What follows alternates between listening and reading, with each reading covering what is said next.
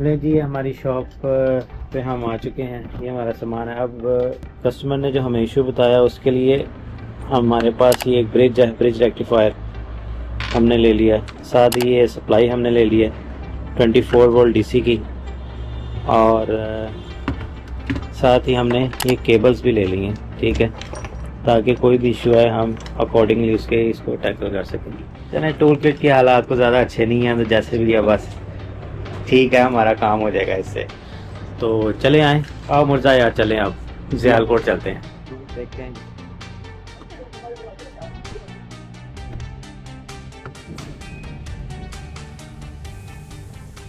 Okay जी, let's गो।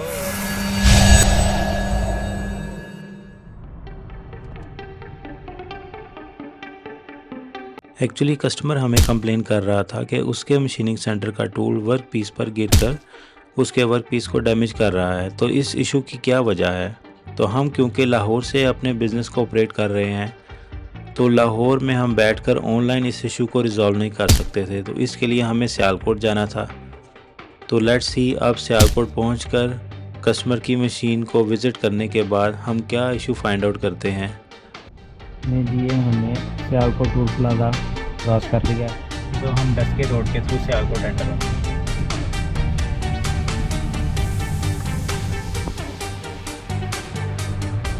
इस तरफ डस्का है, इस तरफ सियालकोट। आगे सियालकोट आ गया है। नहीं जी, अब हम अपने कस्टमर की बात कीजिए सामने, और जहाँ हम अपनी गाड़ी पार्क करेंगे।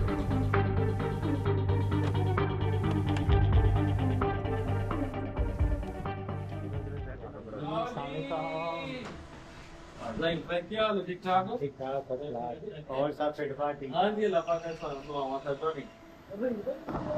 असली कल की जो आप करते था पैटर्न का प्रोग्राम था, एक दफा चला के ना दोबारा जेट डाउन करता है। जेट डाउन करके फिर नुकसान की चीज़ ना तो मतलब कि 2.11 चला गया। अच्छा, वो सब लोड यार उसकी वजह से उसकी परेशान थे कि यार इस तरह को वो रोक के फिर ऊपर जाते ताकि प्रॉब्लम हो गई ना आए। बड़ी परेशानी का प्रॉब्लम। दूसरा इधर ਤੁਹਾਨੂੰ ਪਤਾ ਚੱਲਿਆ ਕਿ ਲਾਈਟ ਗਈ ਹੈ ਤੇ ਉਹ ਡਾਇਗਨੋਸ ਹੋ ਗਿਆ। ਉਸ ਦਿਨ ਤੁਹਾਨੂੰ ਕੰਟੈਕਟ ਕਰ ਲਿਆ ਤਾਂ ਕਿ ਉਹ ਚੈੱਕ ਕਰੋ ਉਹਦੀ ਮੈਂ ਫੋਟੋ ਲੈ ਕੇ बस ठीक है, डायल इंडिकेटर दे दे सानू, ਠੀਕ ਹੈ है साफ कर दे, ਅਸੀਂ ऐसा डायल लगावांगे। ਸਾਰੇ ਨਿਕਟ ਤੇ ਇਹਨੂੰ ਬਾਹਰ ਕੱਢ ਲਓ ਸਾਰੇ ਨਿਕਟ ਭਾਈ ਨੂੰ ਦਿਓ ਉਹ ਕੀ ਸਾਫ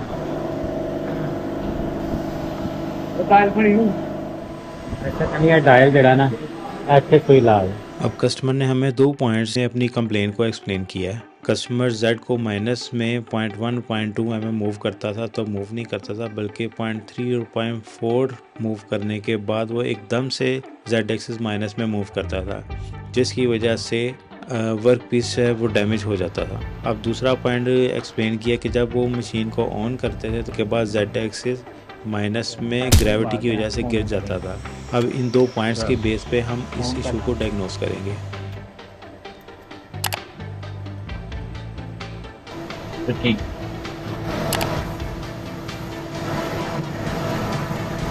की वोल्ट आ रहे हैं और डीसी चेक कर लेंगे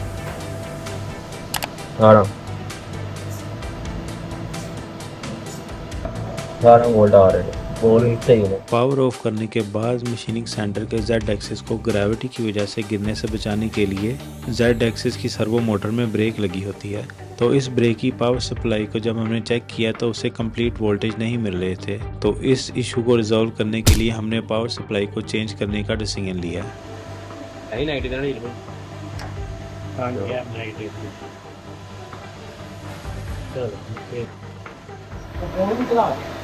प्रोग्राम के तहत आप देखते थे ना कि आपका मोटर खराब हो या गिर जाता था नीचे, वो सारे काम कर सकते हो। तो वहाँ पर लाइट रखते हैं ना, तो उसका बिल्कुल एक दो दफा ना ज़्यादा अपना आप इस तरह करें, गाइड का ऑप्शन ले देना, थोड़ा सा उसे 5 मिनट आपके प्रोग्राम चला देना। चलें, आप हमारा चैनल देखें, उसमें ना इस कंट्रोल के ट्यूटोरियल हैं। अभी कल परसों एक और वीडियो अपलोड किया मैंने। नहीं, वो मैंने इसलिए ट्राई किया ना देखने के लिए किया। ठीक है, वो ये इसकी सारी शॉर्ट की मैंने बताई हुई है। इसको ही ठीक। हाँ, इंशाल्लाह मैं लाजमी है कि मैं इसको सिलेक्ट कर लिया ना। हाँ क्या मैंने अभी इससे क्या क्या मुझे कर लिया, अब आप अपने कितने का बिल्कुल सर ये तरह के ना आपके कोई और बात नहीं। एक चीज आपने इधर से ऑन ऑफ करके देख रहे थे, हाँ जी अगर बात में जब लाइट जाती है हाँ जी तो इसका और इसकी ऑन ऑफ का फर्क होता है कुछ? सही बात है। कोई फर्क नहीं, बेशक इधर से बंद कर दो या लाइट ऑफ लाइट ऑफ कर। मकसद ये है कि एकदम पावर सप्लाई बंद हो गई। हाँ जी अब हम कंट्रोल को बंद करके चेक करेंगे, फिर बंद कर। एक चीज हो रहा है, ये ऊपर को उठ रहा है, ऊपर को उठ रहा है। हाँ जी ये ऊपर को उठ रहा है।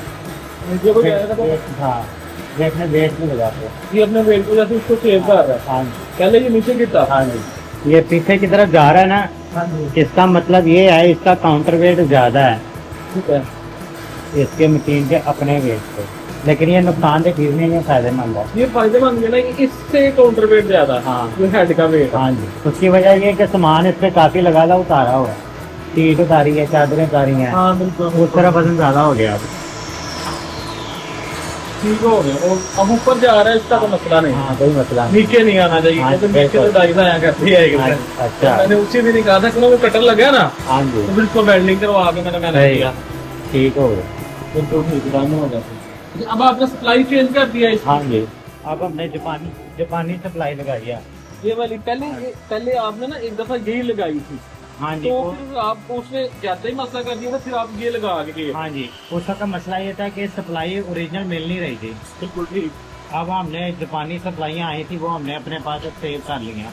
बिल्कुल ठीक। अब ये जापानी सप्लाई है, ओमरॉन की है। ठीक है, अब ये 6 एम्पेयर की सप्लाई 6 का मतलब वाकई ही 6 है। बिल्कुल सही। पहले मैं 10 एम्पेयर की लाता था, वो लोड 1 एम्पेयर का नहीं उठाती थी। मैंने फिर इसके ट्रांसफार्मर लगाया था। अब ट्रांसफार्मर ये 24 वोल्ट पूरे नहीं दे रहा था, ब्रेक हमारी 24 वोल्ट की है। बिल्कुल ठीक। ठीक है तो ब्रेक 24 वोल्ट की है तो वोल्ट ये निकाल रहा था 22-21। इसी वजह से प्रॉब्लम। हाँ जी बिल्कुल। अभी हमने चेक किया था 18 वोल्ट निकाला रहा था, और 18 वोल्ट पे नहीं ब्रेक सही काम करती, वो ऐसे तंग ही करती है। बिल्कुल सही। चलाओ ना, बहुत अच्छी मेरे काम था इसका। आप रूम का दिखाएं, ऊपर मैंने 5 पॉइंट का कटने चला रहा हूँ, उसके अंदर मिक्स करके तो ये बना तो ठीक हो गया।